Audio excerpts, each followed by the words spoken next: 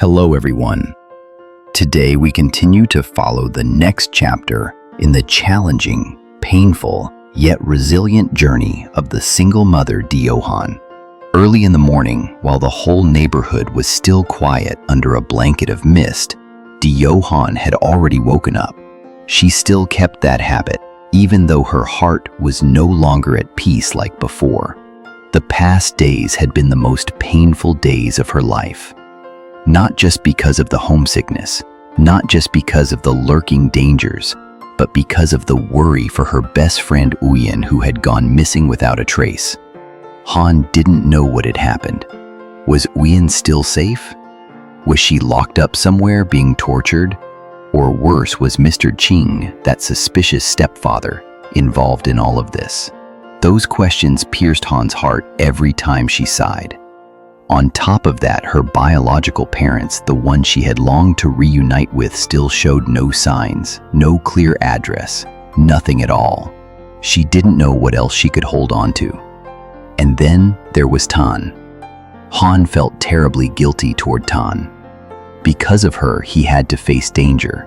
Because of her, he had been chased, threatened.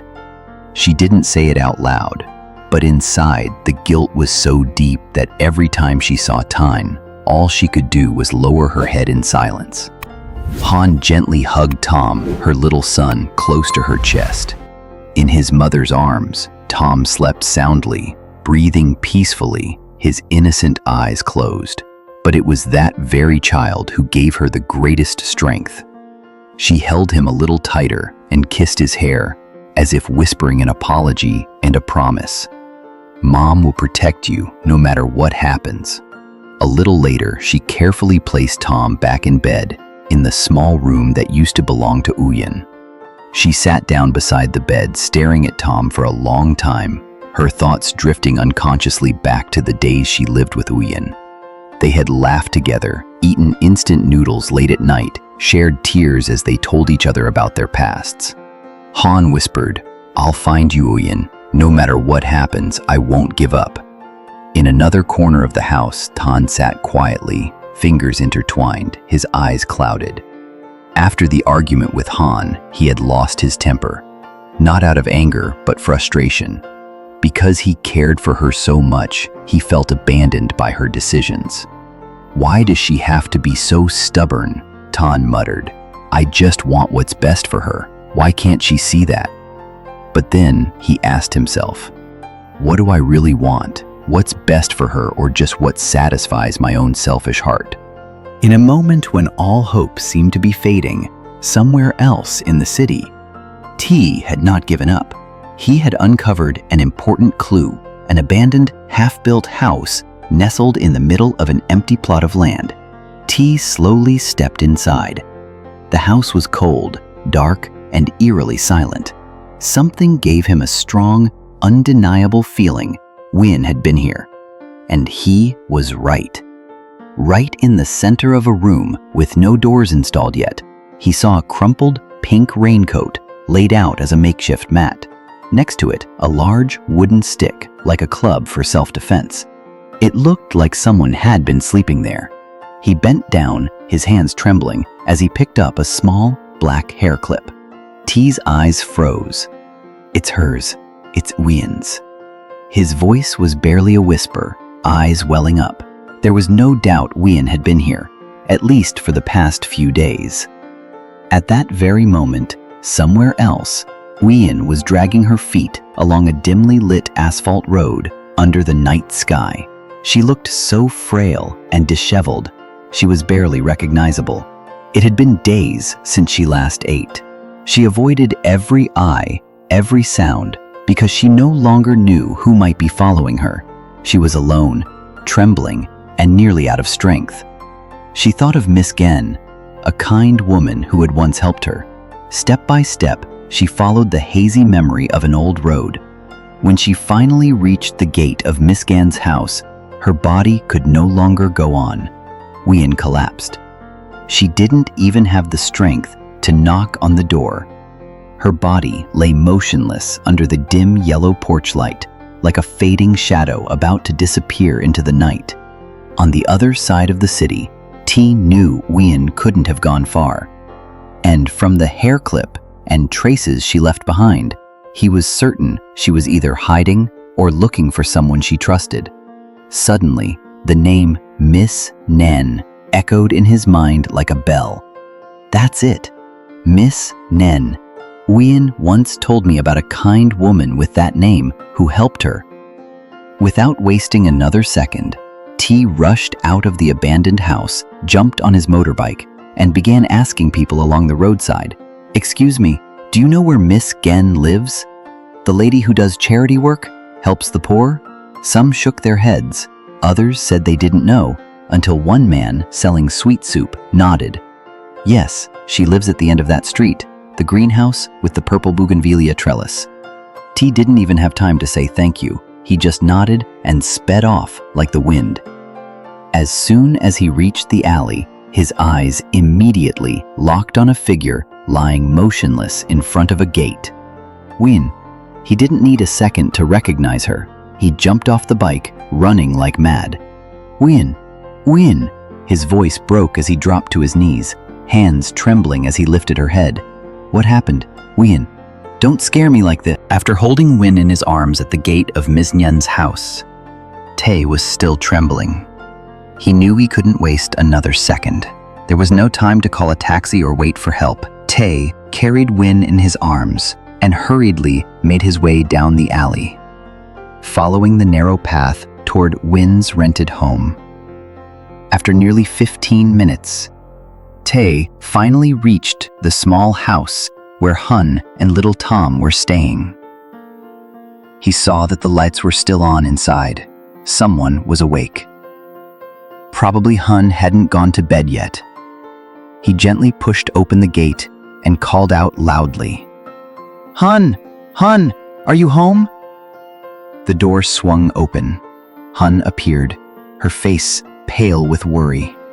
When she saw Tae carrying a woman in his arms and recognized it was Ouen, she rushed forward in shock. "Tae, oh my God! What happened to Ouen?" Tae didn't have time to explain much. He spoke quickly. "Ouen passed out. I think she has a fever. Let me lay her down first." He stepped inside and carefully placed Ouen on the mat that Hun had already spread out on the floor. Ouen lay there motionless. Hun sat down beside her, grasping her hand tightly and asking anxiously, "Where did you find her? I've been so worried about Ouen these past few days."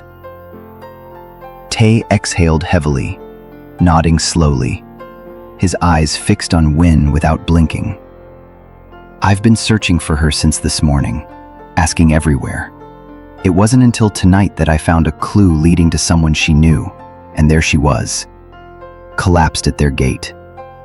She must be starving and completely exhausted. And I think she has a high fever too." Hun quickly stood up.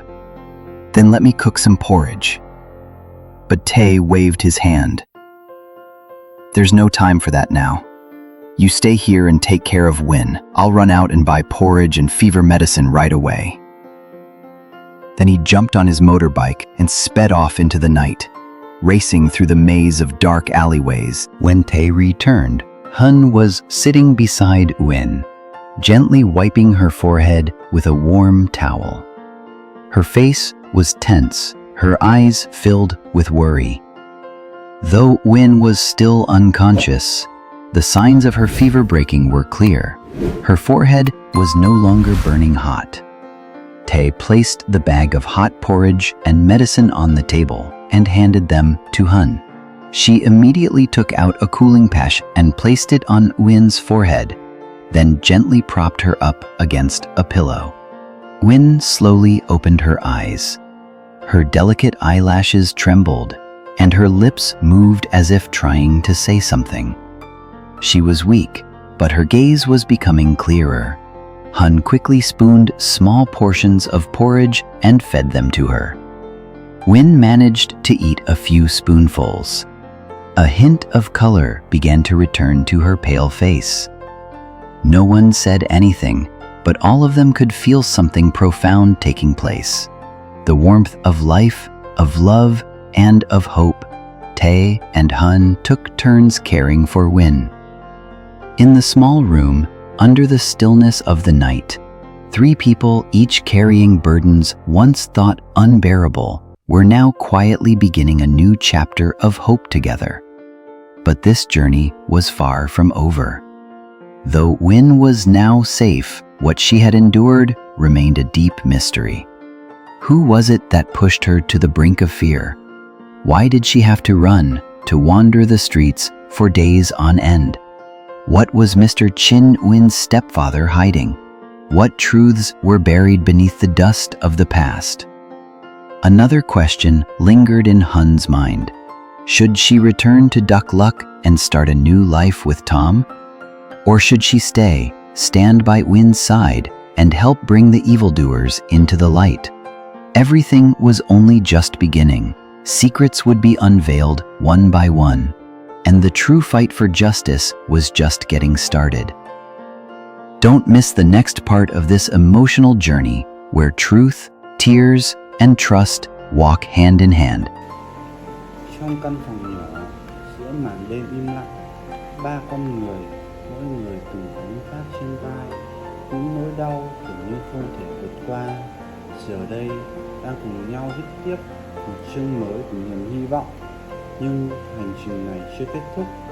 Ouen tuy đã an toàn, nhưng những gì cô trải qua vẫn còn là một bí ẩn lớn. Ai là người đã đẩy cô đến tận cùng của nỗi sợ hãi? Tại sao cô lại phải trốn chạy, phải sống lang thang suốt nhiều ngày qua? Ông chính, cha dượng của Ouen, đang che giấu điều gì? Sự thật nào đang bị vùi sâu dưới lớp bụi quá khứ? Câu hỏi tiếp theo cũng khiến Hân trăn trở.